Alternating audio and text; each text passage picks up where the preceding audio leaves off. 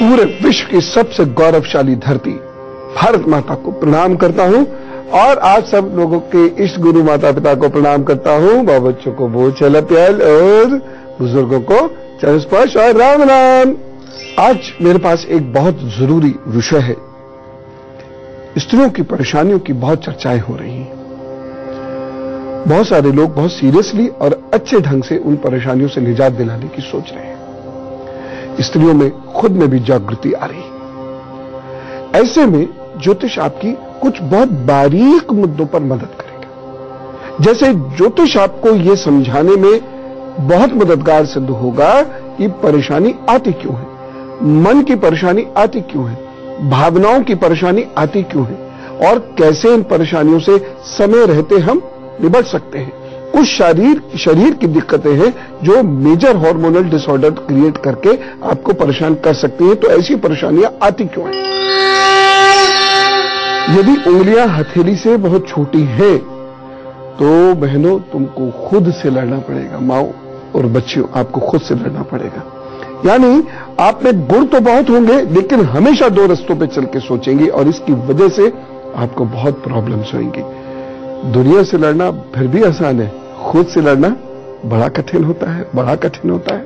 यदि अंगुलियां हथेली से बहुत बड़ी है, यानी जैसे ये हथेली है, आप ऐसे देखेंगे समझ में आ जाएगा, और अंगुलियां बहुत बड़ी हैं। जब आप अंगुलियों को बंद करते हैं तो आपके यहां तक आ जाती हैं, यहां तक, यानी जब आप इन्हें बंद करते हैं तो यहां तक आ जाती हैं।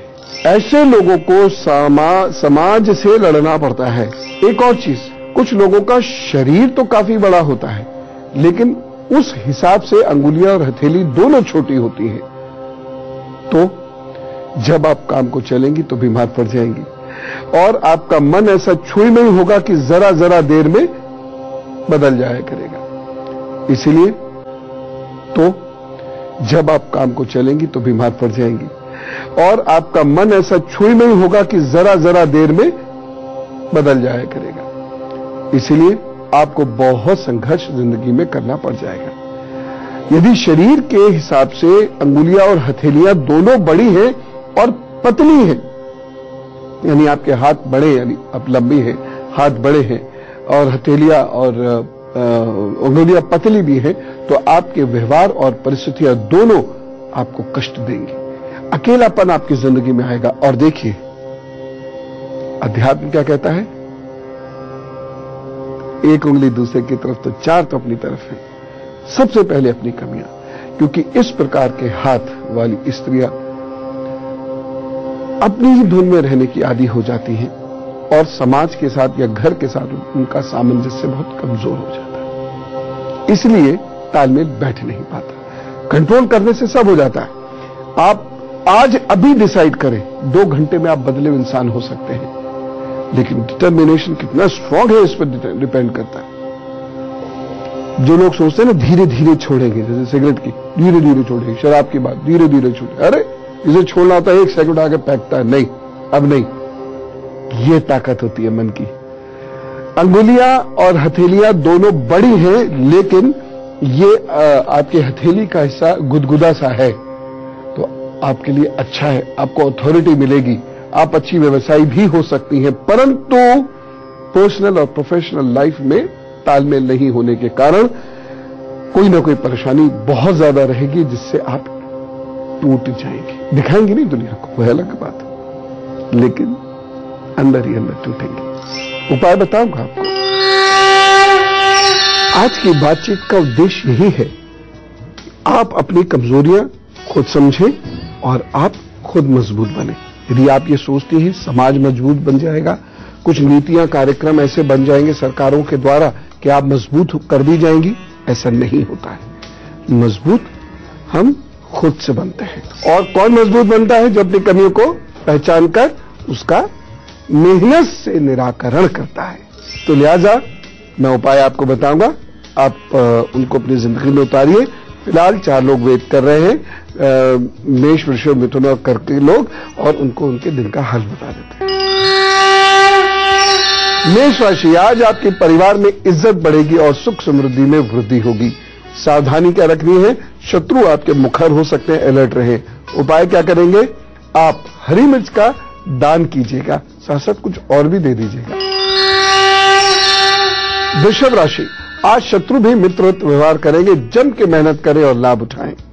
एक सावधानी, धार्मिक कार्यों में बाधा मत उत्पन्न कीजिए।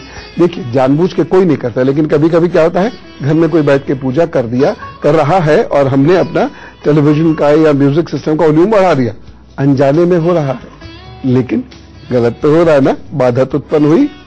यह भी नहीं करना चाहिए। उपाय क्या करेंगे दिन को बेहतर बनाने के लिए? कि इस दिन अगर हो सके तो काजू किशमिश का सेवन कीजिए और कराइए। मिथुन राशि, विद्यार्थियों के लिए दिन अच्छा नहीं कहा जा सकता है, क्योंकि एकाग्रता कमजोर हो रही है। बाकी तो ठीक है। सावधानी, इस दिन भावावेश में कोई कार्य नहीं करें, नुकसान उठाना पड़ेगा। उपाय क्या है? आंवले की चटनी खाएं या आंवला खाएं, सब ठीक होगा। कर्क राशि, आज नकारात्मक ऊर्जा की वजह से आपका व्यवहार और आपके कार्य प्रभावित रहेंगे। सावधानी क्या रखनी है? परिवार में ज्यादा हस्तक्षेप मत कीजिएगा। उपाय, चावलों का दान करें, आगे बढ़े, सब ठीक होगा। चलिए, अब कुछ लक्षण मैं आपको बताता हूं, उसके बाद फिर आगे बड़ी महत्वपूर्ण बात करनी है। कुंडली में पहले भाग में, पहले भाव जिसे कहते हैं, फर्स्ट हाउस, उसमें राहु या केतु का प्रभाव यदि आ जाता है तो पहले भाग्य की स्थिति या सातवें भाव की स्थिति खराब हो जाती है, या पहले भाव के मालिक की स्थिति खराब होने की वजह से भी ये समस्या होती है। उससे होता क्या है, यहां दिखेगी वो इंपैक्ट। ये यहां पर गड्ढा और यहां पर ये जो हिस्सा है ये बहुत ज्यादा उठा हुआ, उस पर हल्की हल्की छोटी छोटी रेखाएं। क्या होगा? ऐसी स्त्री में प्रेम और करुणा तो होगी, परंतु स्वभाव में शंका और असुरक्षा और जिद बहुत होगी। मैं जानता हूं कुछ ऐसी स्त्रियां हैं, बहुत अच्छी है, बहुत अच्छी, लेकिन जिद्दी बहुत है, एकदम डांट देंगी किसी को भी, शक एकदम करेगी। एक ध्यान नहीं आ रहा, पुरानी फिल्मों में कैरेक्टर होता ललिता पवार है ना, मकान मालकिन बनी होती थी, सामान फेंक दूंगी, किराया नहीं दिया, सामान ले जा अपना, और जब वो सामान लेके चलता है, किसने कहा जा रहा मुझे छोड़ के चला जाए, रख सामान अंदर, वो वाला हो जाता है हिसाब किताब। हाथ का ये हिस्सा दब जाता है और यहां पर कुछ इस तरीके से बहुत बारीक सी खड़ी हुई रेखा होती है, और ये बहुत बारीक सी रेखा होती है, और यहां पर धब्बे से दिखाई देंगे बहुत गौर से देखने पर, ठीक। और ये जो आपकी मस्तिष्क रेखा होगी ये इस तरह से नीचे आ जाती है।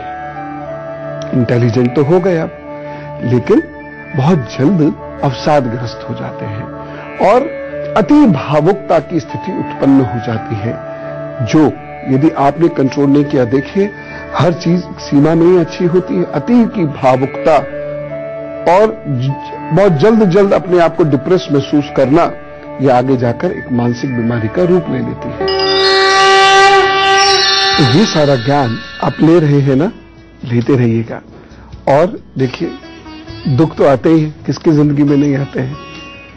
थोड़ा थोड़ा मुस्कुराने की कोशिश करेंगे तो धीरे धीरे मुस्कुराहट भी बड़ी होगी और धीरे धीरे मुस्कुराहट हंसी में बदल जाएगी, और फिर आप अपनी बहुत सारी परेशानियों को उस हंसी में भुला सकेंगे। सिंह, कन्या, तुला, वृश्चिक का हाल बता के फिर उपाय भी मैं आपको बताऊंगा गुरु मंत्र में, और जन्मदिन भी मनाना है, ये सुन लीजिए हाल दिन का अपने। सिंह राशि, सकारात्मक ऊर्जा से ओतप्रोत है, कार्य पूर्ण निष्ठा से करेंगे, लाभ के योग है। एक सावधानी लेकिन जरूर बरतनी होगी, अति स्वाभिमानी व्यवहार मत कीजिएगा। उपाय क्या करेंगे? पिताजी और सूर्य को प्रणाम कीजिए, काम पर चलिए, सब ठीक। कन्या राशि, वाणी में कठोरता रहेगी, नेत्र संबंधी कष्ट हो सकते हैं। सावधानी, निवेश संबंधी कार्य ना करें तो अच्छा है। उपाय क्या करेंगे? अनुलोम विलोम कीजिए, काम पर चलिए तो सब अच्छा करेंगे। तुला राशि, आपका रुका हुआ धन मिल सकता है, कार्य बिना विघ्न के पूर्ण होंगे। बस एक सावधानी बरतनी है, जीवन साथी से वाद विवाद ना करें तो अच्छा है। साबूदाने की खीर खाइए, यह है उपाय। और काम पर चलिए, सब अच्छा होगा, शुक्र मजबूत होगा। वृश्चिक राशि, आज कार्यों में बाधा आती दिखाई दे रही है, मान सम्मान में कमी आ सकती है, एक सावधानी जरूरी है, निवेश करने से बचिएगा। उपाय क्या करना है? ओम हं हनुमते नमः, इसका जप कीजिए तो वो सब ठीक कर देंगे। अब कुछ उपाय जरा गौर से सुन लीजिएगा, बेहद सरल है, इसलिए सीरियसली लीजिएगा।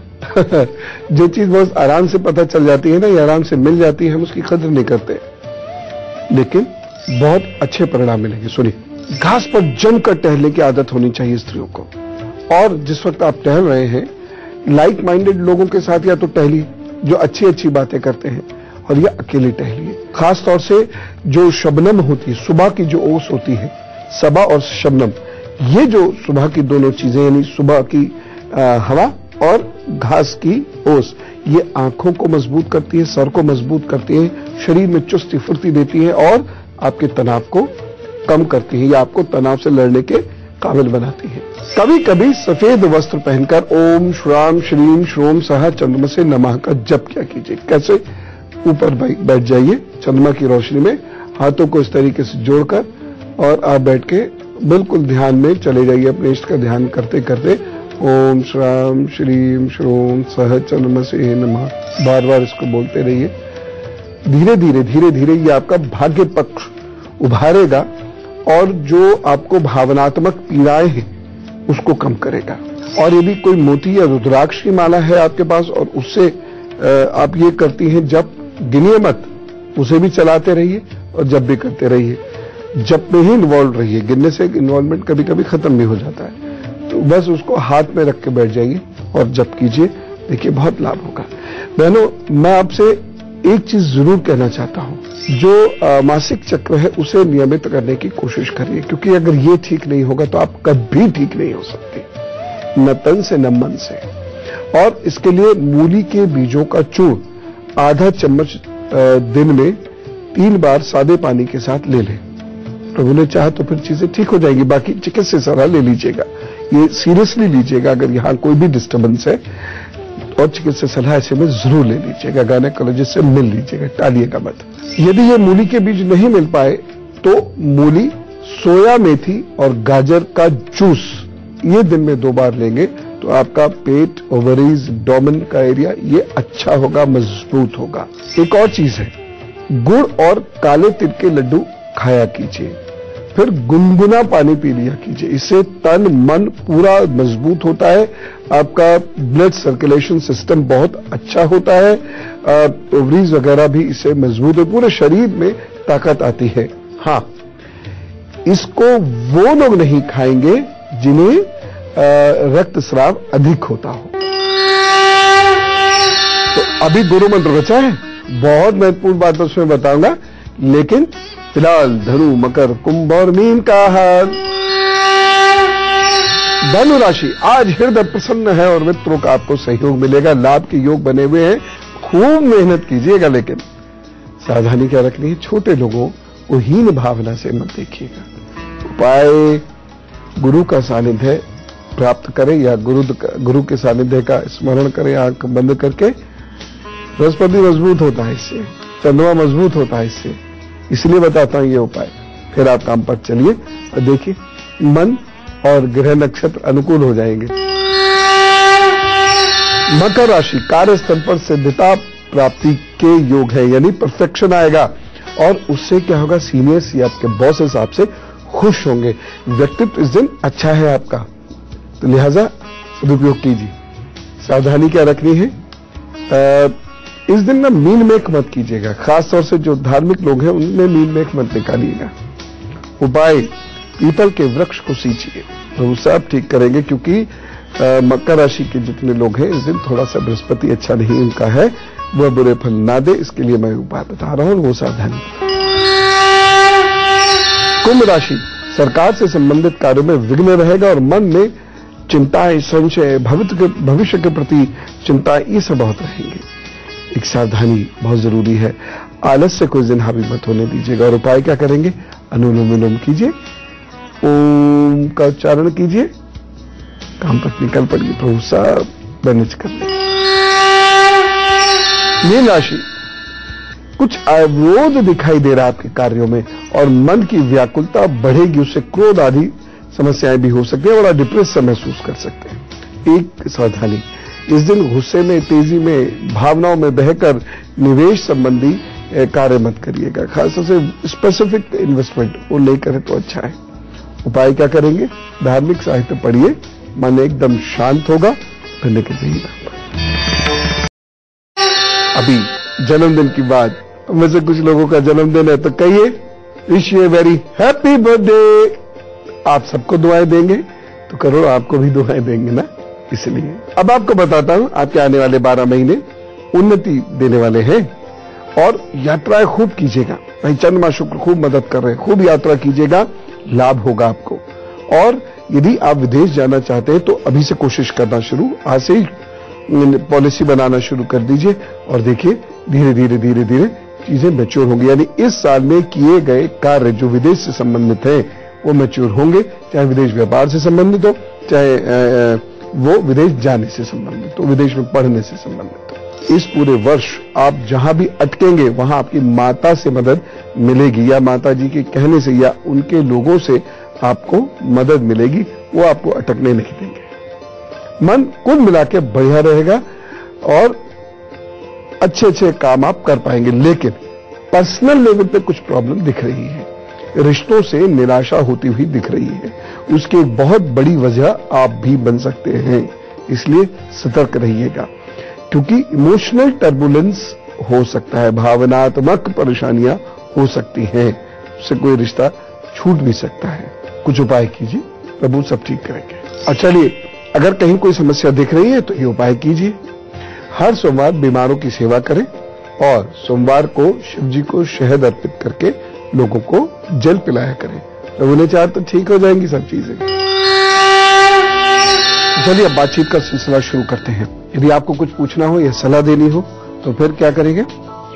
guru@itvnewsindia.com पर मेल कर देंगे।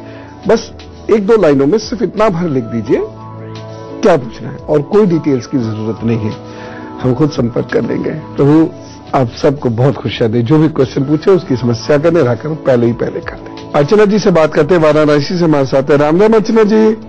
राम राम गुरु जी।